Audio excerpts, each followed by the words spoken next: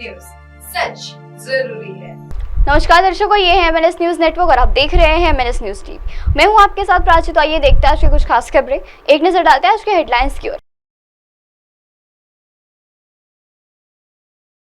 63,000 घरों की बत्ती हुई गुल। यवतमाड़ में 113 किमी बिजली के तार टूटे। महाराष्ट्र में कब तक पहुंचेगा मानसून? आइए देखते हैं खबरें विस्तार से। 71,000 घरों की बत्ती हुई गुल। नागपुर में बरसात से शहर की बिजली वितरण प्रणाली का बिगड़ना आम बात हो चुकी है। गुरुवार को करीब 1 घंटे की बरसात की वजह से 3 सब स्टेशन ठप हो गए। पूर्व नागपुर के करीब 50 घरों की बिजली गुल हो गई। इस बीच रात 8 बजे से केबल फूटने से 13,000 और ग्राहकों की बत्ती गायब हो गई थी। शहर के 63,000 से अधिक घरों में घंटों तक बिजली नहीं आई। महावितरण के अनुसार वर्षा आरंभ होते ही 33 केवी वर्धमान नगर, पारडी एवं बेसा फीडर काउंट का शिकार हो गया था। वहीं बिजली की लाइंस पर पेड़ गिर चुका था तो कहीं तार टूट चुके थे। 12 एचडी वेंस और 10 एलडी के खड़े खंभे ढेर हो चुके थे। इसी अवस्था में गांधीबाग गार्डन और वर्धमान नगर सब स्टेशन ठप हो चुके थे। 500 ट्रांसफर प्रभावित हुए। 50,000 घरों में अंधेरा छा गया। 2.5 घंटे बाद हालात पर काबू पाया गया, लेकिन 3 फीडर अब भी प्रभावित रहे। कई इलाकों की बिजली आपूर्ति देर रात तक बहाल नहीं हो पाई।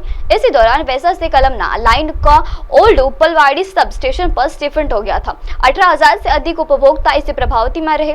इस बीच रात 8 बजे से खरबी सब स्टेशन का केबल मनपा द्वारा की जा रही खुदाई की चपेट में आ गया था। इसी दिन फीडर से जुड़े इलाके के 13,000 ग्राहकों के घरों में अंधेरा छा गया।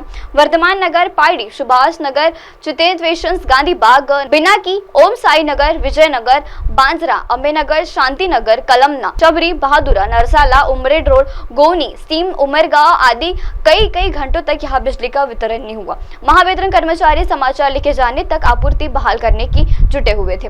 आइए बढ़ते हैं अगली खबर की ओर। यवतमाड़ में 133 किमी बिजली के तार टूटे। यवतमाड़ में मई माह में तूफान हवा के बाद बेमौसम बारिश के चलते महावितरण को 32 करोड़ का नुकसान झेलना पड़ा। इसी प्राकृतिक आपात की वजह से 1500 बिजली के पोल झुक गए, जबकि 113 किमी बिजली के तार टूट गए। महावितरण अधिकारियों ने बताया है कि जिले के अनेक जगह की डीबी भी खराब हो गई है। महावितरण की ओर से स्थिति को बहाल करने के लिए युद्ध स्तर पर काम किया जा रहा है। बेमौसम बारिश व तेज हवाओं के कारण महावितरण कंपनी की उच्च दाब विद्युत लाइनों के साथ ही निम्न बादल लाइन पर जाते हैं। प्रस्तुत की सबसे ज्यादा नुकसान हुआ है। इस विभाग में तेज राना को कामा 62 किमी क्षेत्र में बिजली के तार टूटे गए, जबकि 850 बिजली के पोल झुक गए थे अथवा टूट भी गए थे। बेमौसम बारिश व तेज हवाओं से कम दबाव वाले चैनल पर लगे, साथ ही इनके स्थानों पर पेड़ धराधरी होने से बिजली के तार भी टूट गए थे। इसी महावितरण को काफी नुकसान हुआ।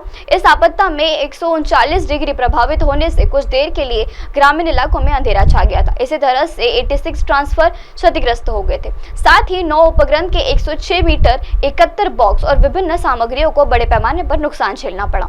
आइए बढ़ते हैं अगली खबर की ओर। महाराष्ट्र में कब आएगा अच्छा मानसून? भारत मौसम विभाग यानी IMDA का पूर्व अनुमान है कि 31 मई के आसपास मानसून केरल के दस्तक दे सकता है।